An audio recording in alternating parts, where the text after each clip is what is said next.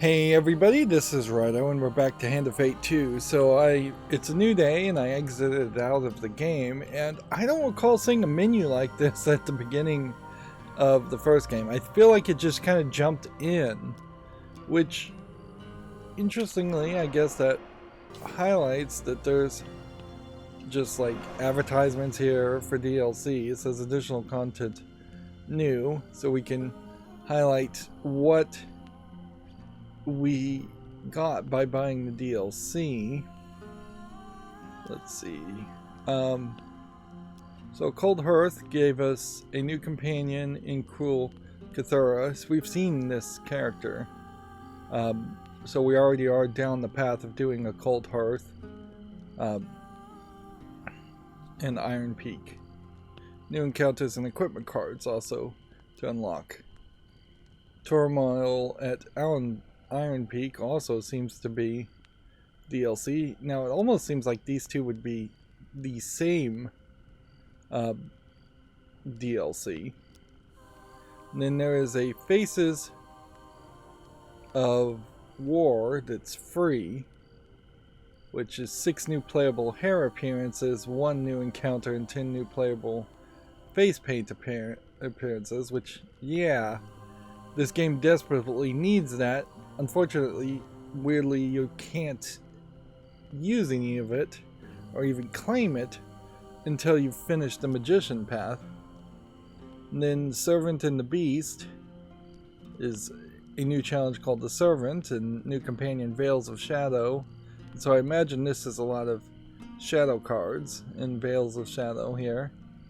It kind of is the case that it feels like I'm pretty sure there were only 3 DLCs available on Steam, and yet they're breaking up the DLCs as if they are multiple things. And then combat abilities at some point were updated, and that feels like that was actually just a forced update on you. Then let's see. More challenges, goblins, enemy factions. We've probably seen some of this already. Endless adventures. Yeah, it definitely feels like some of this is not really DLC as much as this is just straight up updates. We can change the dealer's apprentice. Or get this one once we complete the world challenge. So yeah, there's a lot of content there. It feels like this front menu here is really to show off your character. But even with like war paints, it feels like there really isn't enough variation or reason to have a custom character. Seems like also we could find just mods that I don't know if these mods are specifically, any of these are made by the actual creators of the game, more than these are just fan mods. And from the looks of it, trying to negotiate all of this via controllers seems to be impossible,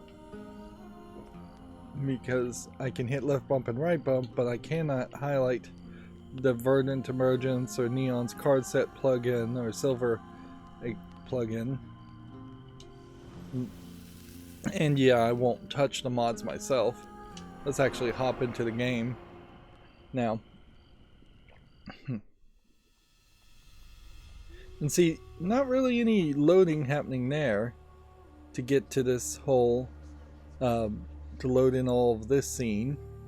This is a very nice scene, but it is also an incredibly small scene. It has a lot of detail in the wood textures and the narrator dealer, but it's really not that much. I have clawed my way back beyond the 13 gates to this mortal realm. So we did end at a good point to end. So the next move would be to play the Emperor mission. We can We could do the map maker or the servant, which feels like DLC. We can't do Enlist, and we can't really do much at the campfire. And I still don't think we have enough cards to get blessings to actually get gold on the High Priestess. It is not one game now, but a score, each with its own nuance and delicate approach. They definitely are trying to highlight that this is a much improved game compared to the first game, and I'm not sure I 100% believe them yet in that case. So the Emperor's thieves have stolen a relic from the Emperor's palace. The Empire is looking to hire adventurers to help recover this and other items. So explore, the road ahead may be long, ensure you have enough food to avoid starvation. And we're not sure what happens when we starve, whether we instantly die or we just start taking damage. Bandit country, the wilds are lawless land and perfect hiding for thieves on the run. Come prepared. And Pathfinder, use map reveal to help navigate the treacherous wilds. So in this mission in particular, it may very well be a case where you want to avoid certain events. So we can now pick between two companions, which would be the Wanderer, which gives us a bonus dice, which I think would be helpful, or the Trickster. Yeah, I think we go with the Wanderer, but if we choose the Wanderer's as a companion, does that mean we can't possibly move his story forward? So, yeah, that is a thought. I doubt the Northerner can offer you anything. Time will tell. Yeah. But we just don't respin the wheel. We don't have wheel spins come up that often. Let's see what the other guy says. All mages are my children. This one, however, I would rather disown.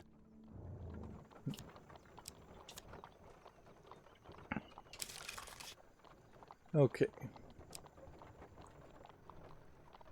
So as far as encounters go, it does seem like we could still do the underneath. This is DLC, so maybe we shouldn't focus on that too much. We need 10 encounters though, so there is probably good reason to just take all of these. Interesting. This, you can't take it. You have to have Malclips with you. Okay. Cartographer still makes sense. We should take new cards if we can. I think we should take arm wrestling if we can. We should take Elder's Gift because that looks like that might be a very useful card. And then increasingly, these cards at the end, you just aren't going to want to play them even though you know what they do for you.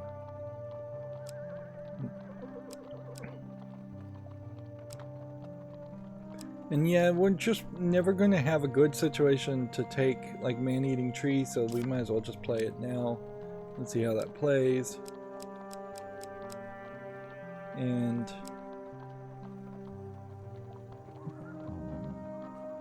some of these others, I guess I just don't want to engage with at the moment. So yeah, we need to play cards to know what they do first and foremost. Then we're probably going to get to a point where we are making specific decks. Although it kind of also feels like what's going to happen is that we're going to end up just constantly getting new cards, and with constantly getting new cards, there's going to be this desire to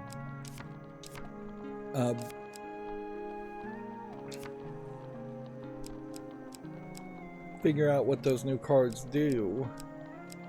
And so you're never really going to make that perfect deck for a perfect run unless you absolutely need it.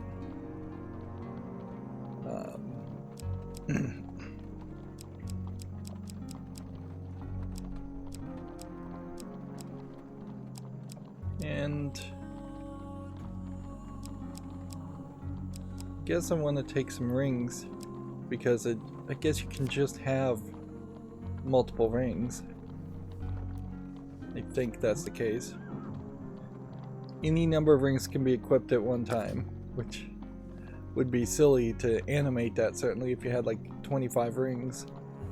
But you could probably actually wear 25 rings if just 3 on each finger, or 4 on each finger, 5 on each finger. Okay, let's continue. And then I think as far as supplies go, we have 1 supplies. So the smart move would be to just have 5 extra food. The move I want to consider is one of these weapons. It's probably not the warrior's axe. Alright. Let's see. Northerners. Don't think we're going to be fighting northerners. Shadows. Alright, let's just take food.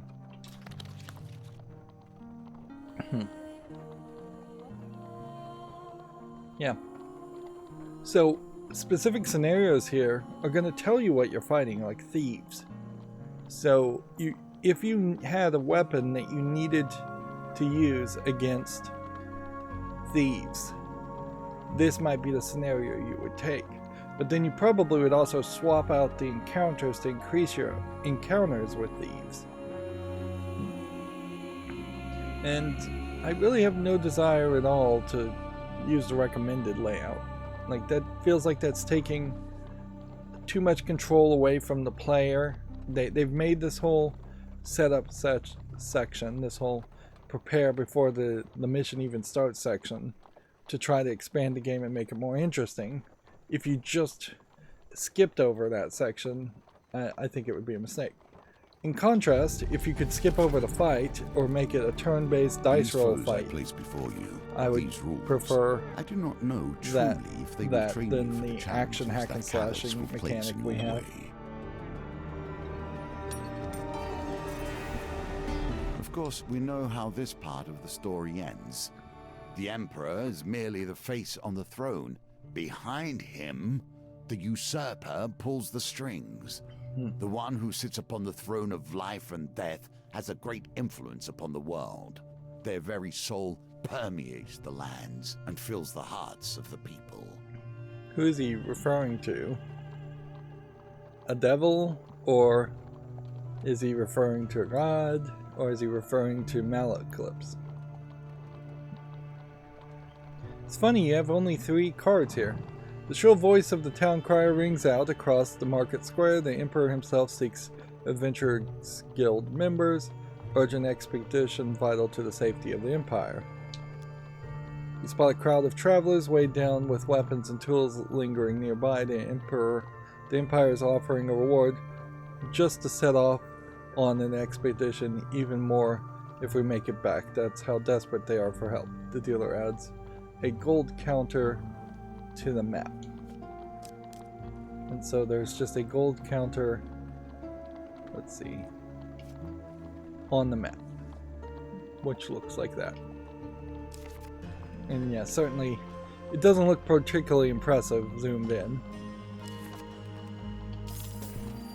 So we get 10 gold and 1 food. For much, but in the end they take everything. On arriving at the gates of the royal palace, an armed escort leads you directly to the Emperor's chambers. The Empire remains still and silent as his chief consort lays out the expedition. So they felt a need to narratively depict moving from one spot to another by moving on to these cards, but these cards would never change. So really, this should just all be one setup of text. Let's see. Few relics from the last age still endure in this world. We had one in this very room until last night. She gestures to an empty pedestal. Who is talking now? The Emperor being a female, or the Council? Not only must you reclaim the stolen symbol of our power, we ask that you gather its 3 sibling relics. Let's ask who stole the artifacts. The evidence suggests a thief they seized on a weak spot in our guard's schedule. There are many treasures in the palace. It is curious that this is all they stole. Let's examine the pedestal. An ornate pillow sits atop a stone pillar. In the dust you make out the shape of a jagged blade. It was a ceremonial sword. It sat for decades under our protection. We're not protecting it, you understand. We're protecting those who would try to possess it. The blade is cursed. Its venom strikes both wielder and foe in equal measure. Alright, so we now explain we're ready to go. Our goal here is to find 4 relics and deliver the relics safely. And so I imagine we need to do both of those to get the gold reward. Hold adventure. It took skilled and dangerous thieves to steal the artifact. We need to ensure you'll be safe out there. See our training officer on the way out. And so now the story continues. And the keen eye will notice that I guess the only thing that's happening here is we're losing Events food 2, quickly. The wheel ever turns. And I'm doing a very poor job of listening to the narrator as I'm trying to play through the game. And I feel like that's very possible how it would play out for a lot of players, particularly players who've already done this mission before, is that you're just going to hit the buttons and want to move forward and read at a faster speed than take that break to listen to the narrator do his monologues. You are greeted by Captain Estrella Fiore. Thieves are cowards at heart. They will dodge your heaviest attacks just as they dodged our civic duty. A swift blade is best to defeat them. Here, try these out. Dual-wield weapons are effective against fast enemies like thieves, but are weak against armored enemies like Empire. I feel like that's backwards. Welcome back to the game of life and death. They dodge your heaviest attacks. A swift blade is best to defeat them. They're talking about thieves. And yet the instructions at the bottom there is saying the exact opposite. That you should be using dual-wield weapons, which would be heavier weapons like axes. Unless there's some kind of dual-wield sword that I haven't seen yet. Maybe there is. I never understood the duel. If you're at war, use every tool at your disposal. If not, let things lie.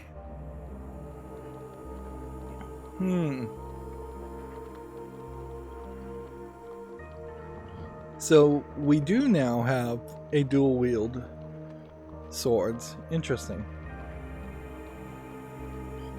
Feels like we should have seen dual wield swords earlier in the game. Alright, we've gone crazy. You find yourself hunting relics. Do you not wonder why or what they may do? Your quest takes you far away from the city. Vast wildlands stretch out before you.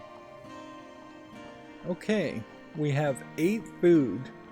It is going to take us that much just to get to the left, all the way to the left, or all the way up. Well, almost that much.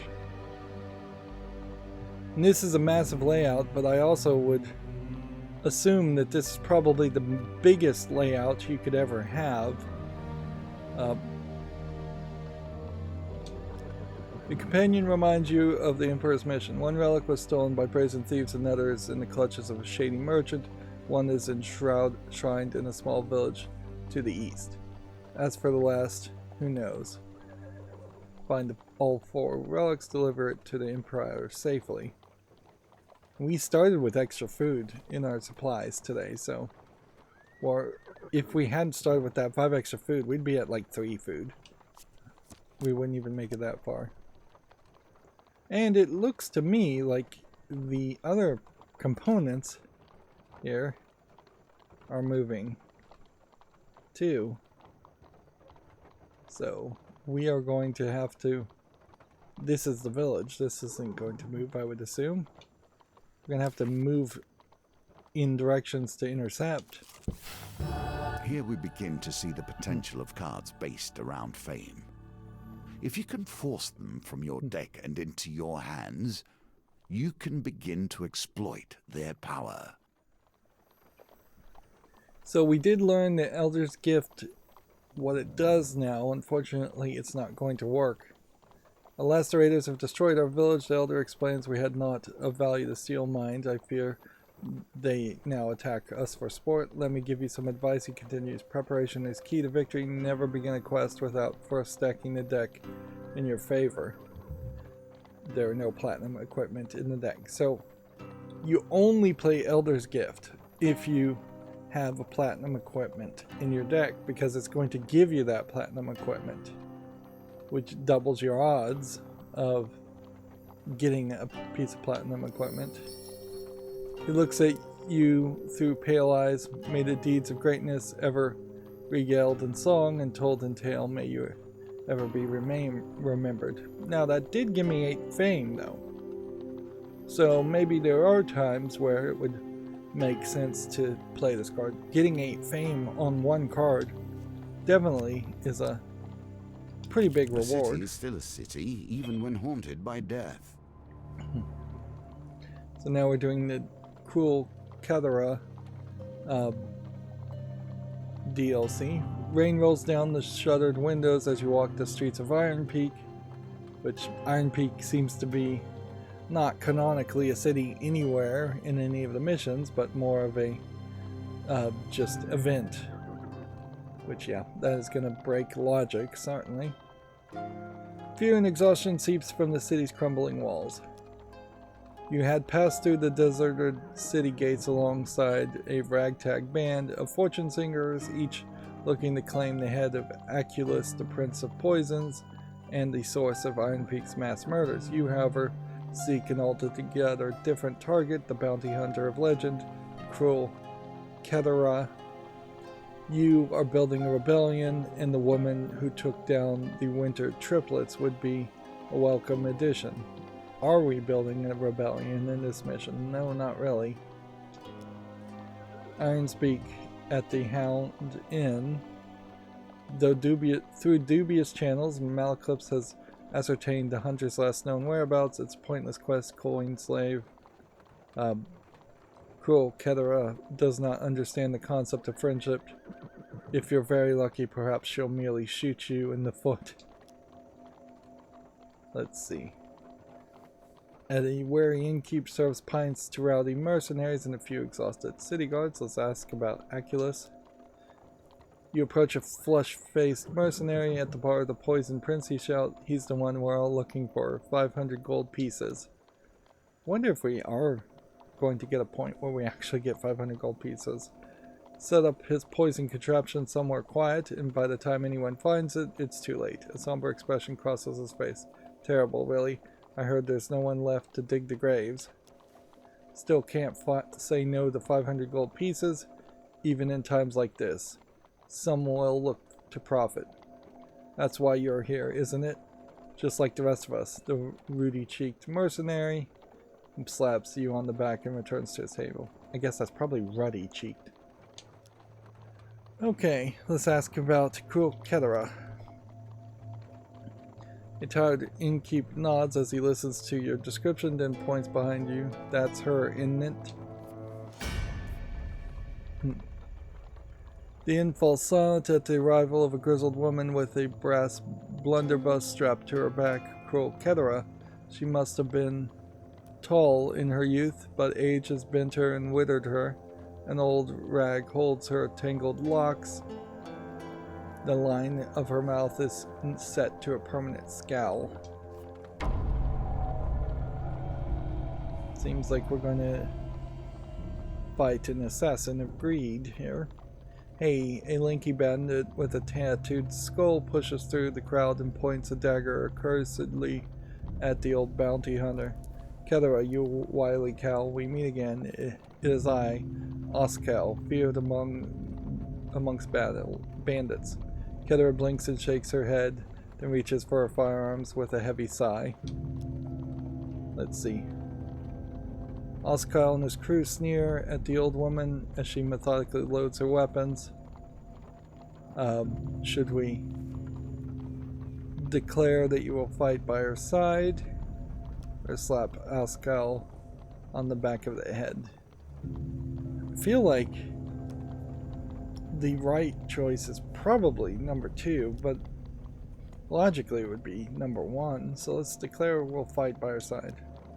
Kedara, Oskal, and inhabitants turn at your sudden interjection. The innkeep and his kitchen hand are aroused by the ruckus and toss you out into the street. You find yourself outside the tavern facing down Oskal and his menacing crew, cruel Kedara by your side.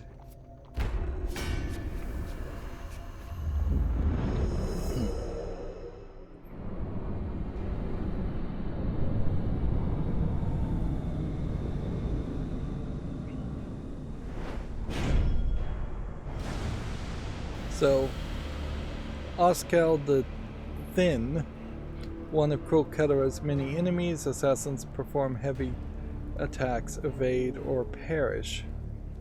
Okay. Let's see what you can do, youngin'. Let's see what should we be trying to do. Yeah, we're getting knocked down fairly hard.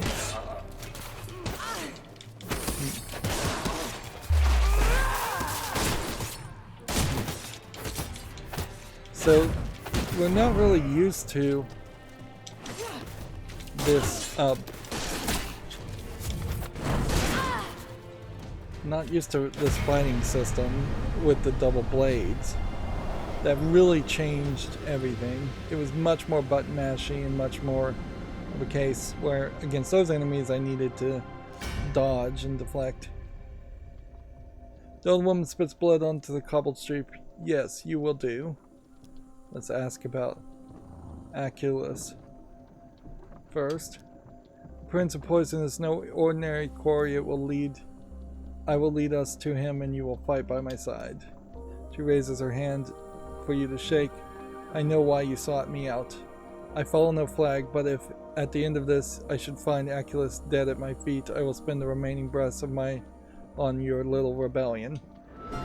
A reward well earned. So we move that DLC forward, but we are fairly low on health, and that wasn't definitely an extra fight that wouldn't have been part of this mission had I not picked that encounter. Yet inattention leads to disaster. Not every inch of the wilderness is peaceful.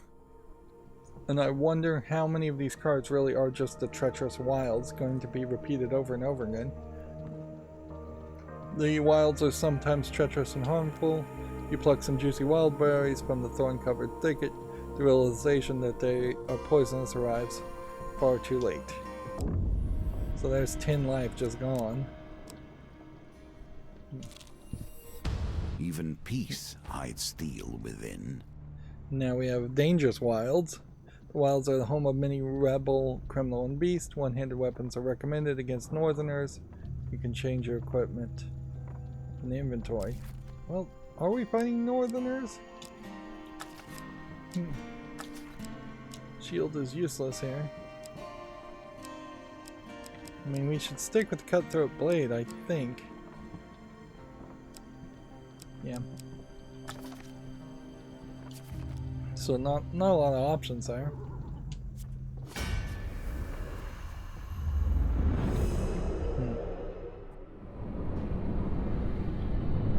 So you would kind of think what would happen here is that you would fight, do a lot of fights, and have to be really good at the fights in this instance. And here we're showing off our companion, Colburn, or Colyorn. What was I calling him? Yeah, I think we'll go with Colburn. His family lost, his clan turned against him. Colburn has traveled south in search of meaning. When activated, Colburn performs charging attacks that cause stun and may knock back weakened enemies. Stay close to charge his ability faster. I wish you an honorable death.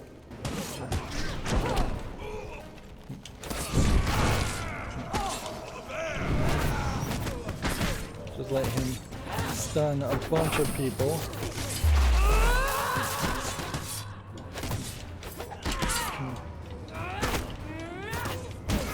Pretty obviously my feet or my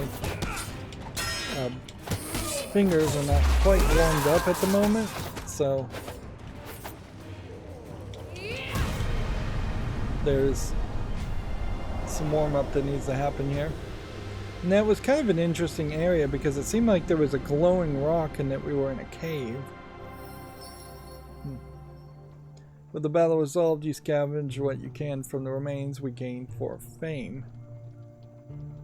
Which is probably more fame than we really need.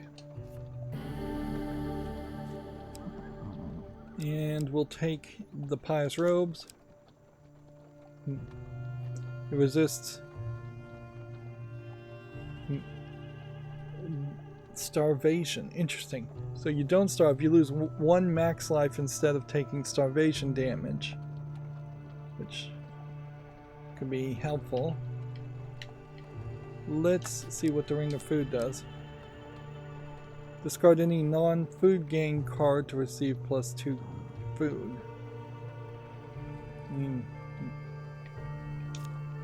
gonna take that ring. So much magic comes down to simple needs in the end, don't you find? So, do I want to gain 10 life? Yeah, I probably do. But now, anytime we're going to earn a card, we can potentially discard it for food. So this might work out for us. We would like to get that tunic at some point also. 10 life I think is worth more than 2 food, although it's almost an equal trade. In your life, you will have wandered endless intersections, yet this one sticks with you. Why? What is it in your memory that catches here?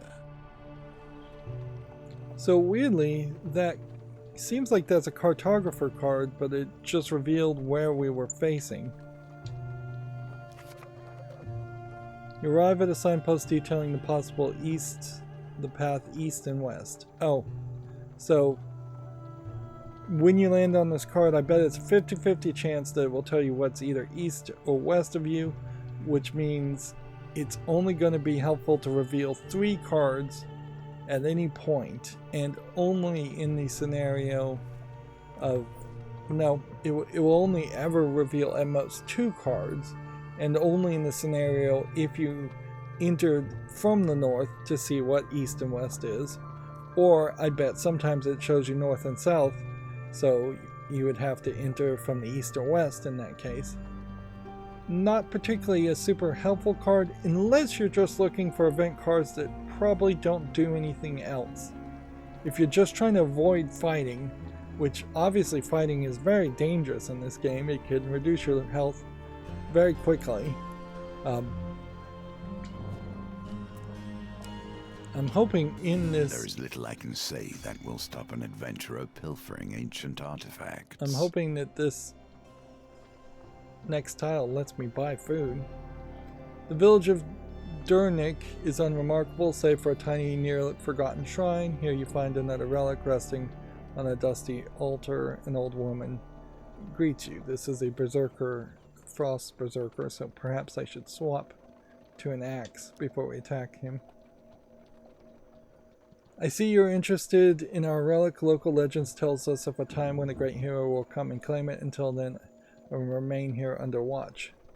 Claim that you are the hero. Take the relic by force. Let's claim that we're the hero and see if maybe our fame avoids a fight.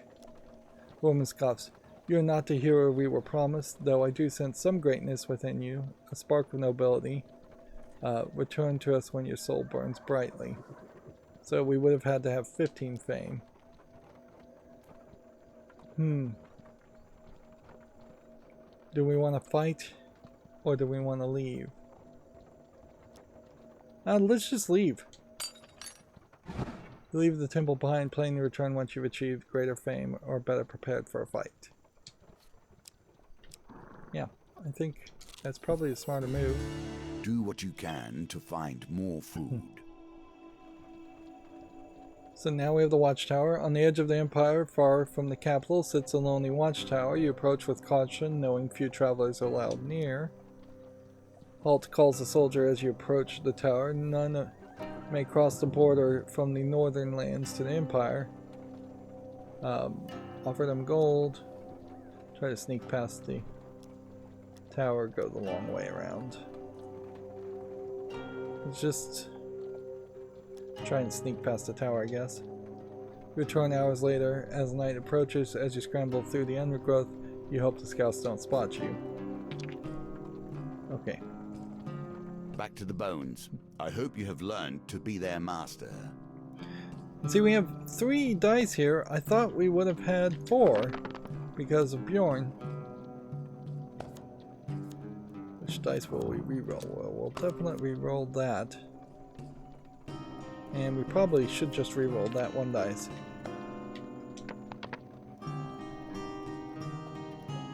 We can accept a die now, I guess. And so you only get that extra die. Wow.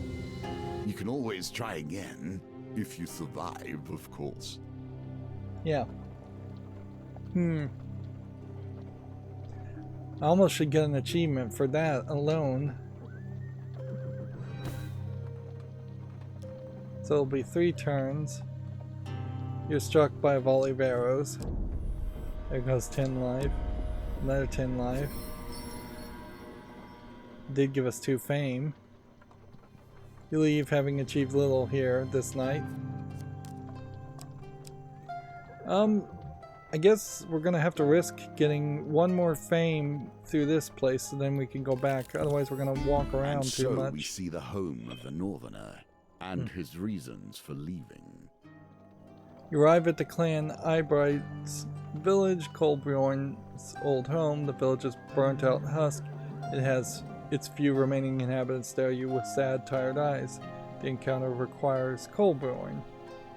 We do have Colbjorn, or at least we have him, but he's exhausted,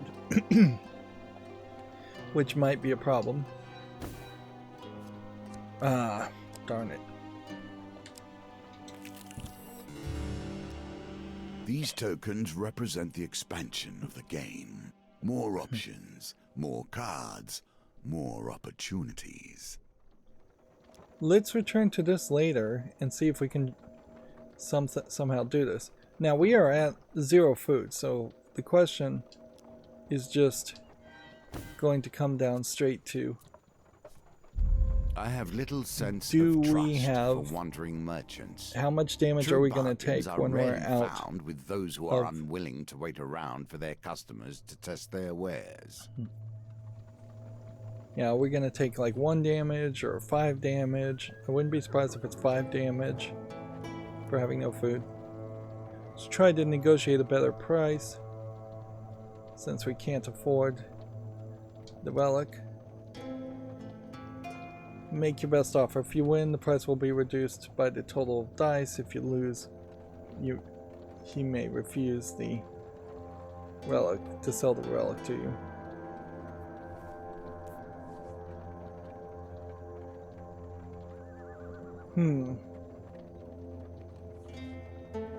Well, the problem here is we're going to throw 3 dice, and even if we got 3 sixes, which is unlikely, that would only reduce the price by 18. It still wouldn't be cheap enough. So let's think about it, and then just threaten to take by force. Despite your threat of violence, the merchant seems nonchalant. He smiles and says, "One does not operate this far from civilization without insurance." He lets out a piercing whistle. Okay, you ready yourself for combat. That's a lot of combat we're just about to do.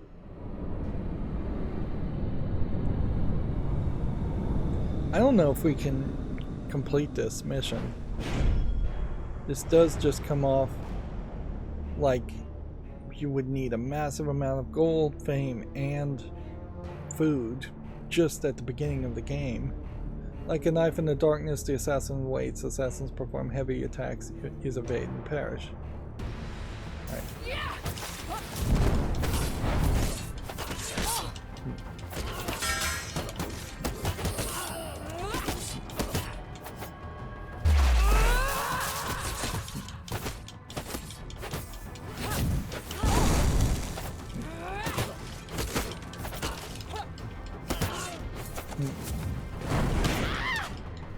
I'm down to like 30 health.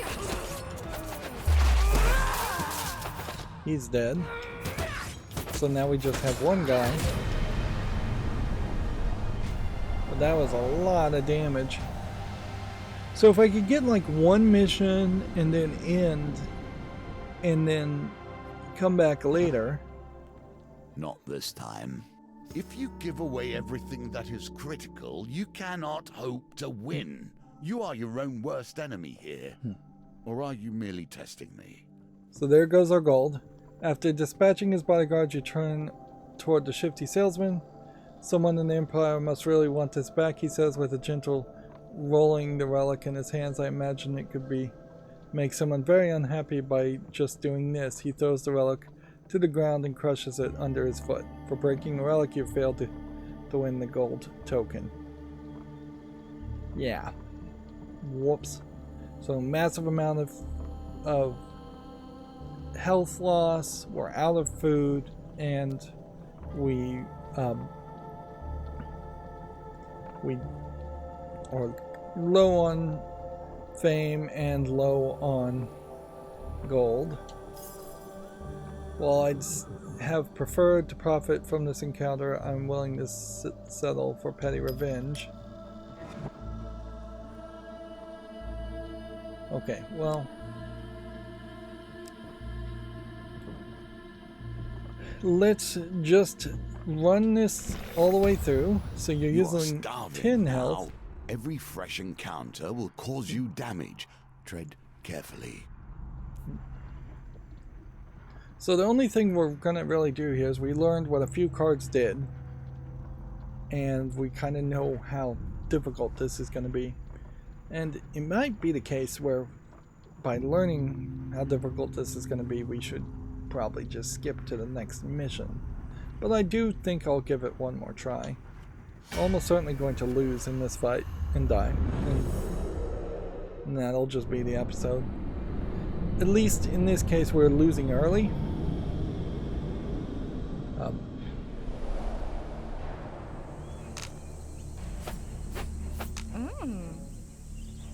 See, I don't know why they're showing us this weapon now. Seems like they are, instead of showing us new weapons, they are just at the point where they're trying to pick some artifact or something to show off every new fight.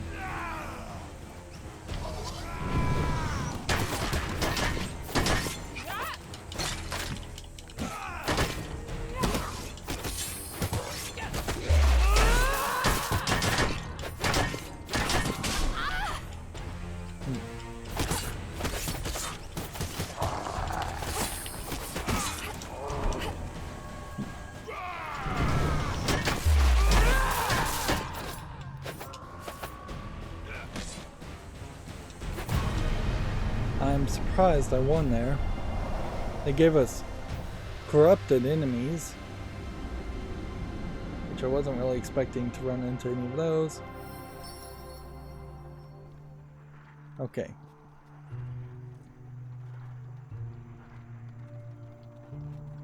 We don't have a campfire that we could set.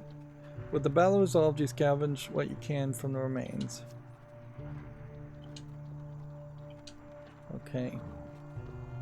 Discard that for 2 food. Okay. I guess we could set up camp. We do now have 7 food, so We have enough to run back down and get one artifact. But we've already found one relic, so what's the point of finding two? Since we're not going to get all four. So it probably is better to just learn some more things.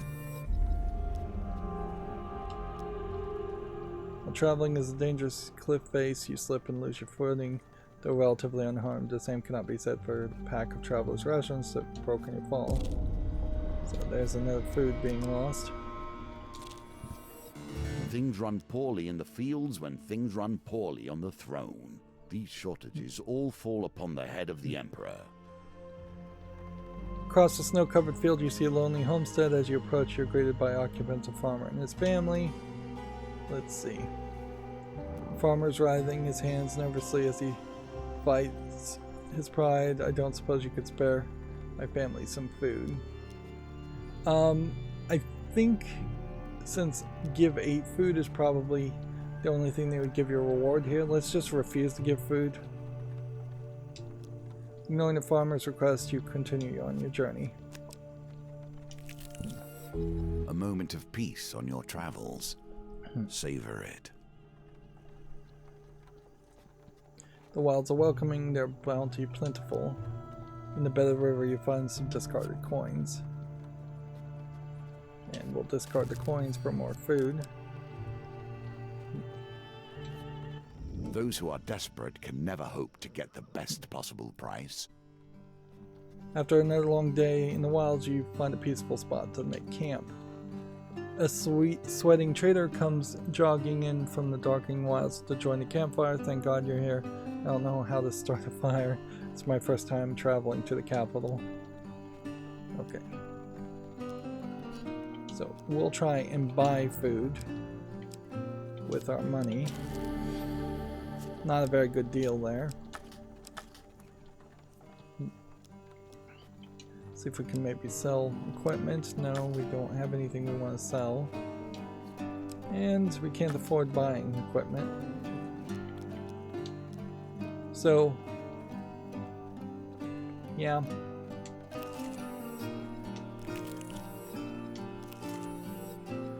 Let's try to get our health up higher to something more reasonable. We may actually be able to take this further now. But I really can't camp again and pull that same trick off unless I get a lot of gold or a lot of food in the next couple of encounters. Strange things still exist. Do you not see the beauty in this plant? True wonders still remain. Treat it gently. High on the misty mountaintop, you discover a vicious-looking plant.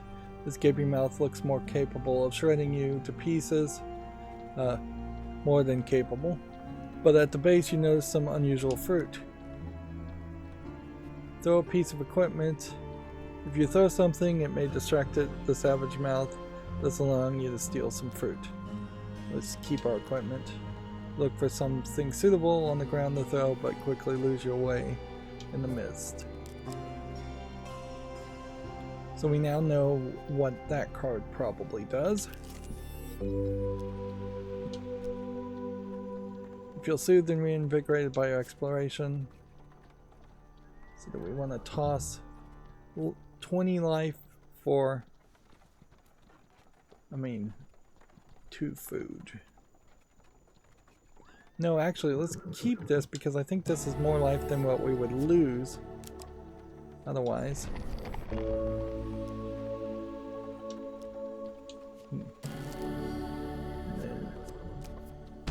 One more relic is within your grasp. When Who doing another hired fight. these thieves? That is the true question. The thieves' erratic movements crosses right into your path. You catch them frantically loading the relic onto a horse and cart. Just hold off for a couple of minutes while we ready the horses. Or just hold him off for a couple of minutes.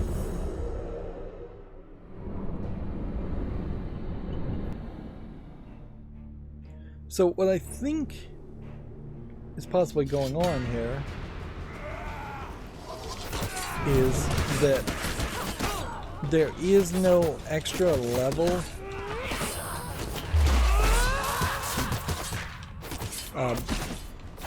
Yeah, I don't think there is an extra level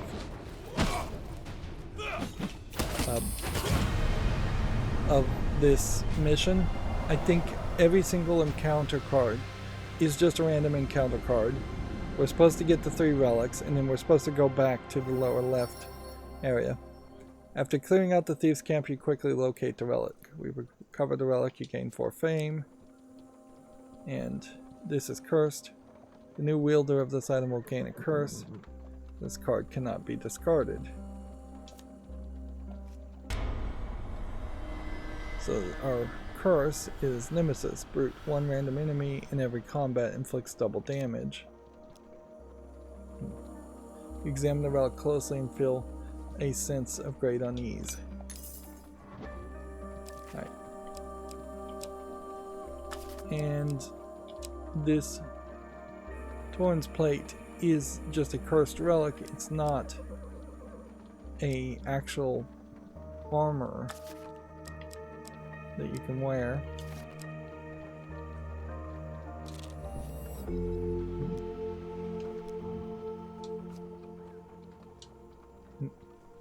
The open wilds cards can certainly be way more helpful. I guess the question is, do we want the gold or do we want the food? And I guess we're just gonna take the food. But it does seem like it is definitely 2 out of the 3 options here are going to be options where you are either having a fight or having a negative encounter. Okay. They're saying one-handed weapons are recommended against these. Against northerners. So we'll swap that around. And we're gonna go probably too long in this encounter. I thought we were about to lose, but I probably should just end the episode after this fight. And just know that it's going to be inconsistent.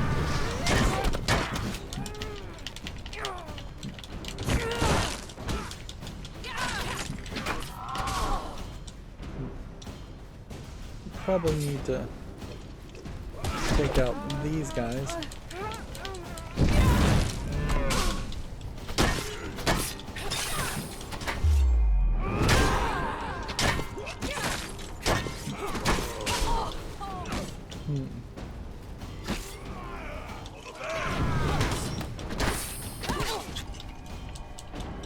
Come on.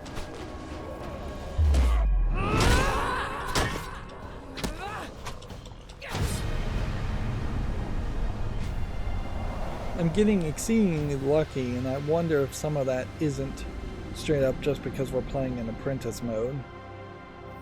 That definitely felt like a situation where I should have lost. Right. Again, I'm going to keep that life. Reveal 3 encounters. Actually, let's use that. I think that would be really helpful. Right. So, from that, if we look at the map, we can skip the Treacherous Affair, Treacherous Wilds. We can skip the other Treacherous Wilds. We can do Rana's Remarkable Fishing, and then just hit all of these smaller things, and then land on the watchtower, which won't really matter, and then go up here and land on the cartographer and get as much gold as seems like you could possibly ever get, and see how that works out as far as getting the extra reward. And then we'll go and get this, and if we haven't run out of food by that point, we just run back to entering the wilds. Do I really think it's going to work that well and happen? No. But let's give it a try. While strolling in the dock at Iron Peak, a tattooed woman calls to you from a small fishing sloop. As she shakes your hand, she introduces her as Rana Ishmael, captain of the SS Remarkable. You look strong of arm and sure of aim. Have you considered a career in fast-paced world of deep-sea harpoon fishing? Let's ask about harpoon fishing. It's a popular pastime among the kinds of folks who need to prove their physical prowess, she says, brandishing a rust-covered harpoon. I can get you out on the water right now, or for a little extra gold, I know where I can acquire a premium harpoon. I'll help you. It'll help steady your aim. Binder, the sea beckons. Let's see. How much for a premium harpoon? That would be 10 gold. Granite pads. Down the docks and returns hastily, sinews bulging away. This will improve your aim, provided you can raise it off the deck. Okay.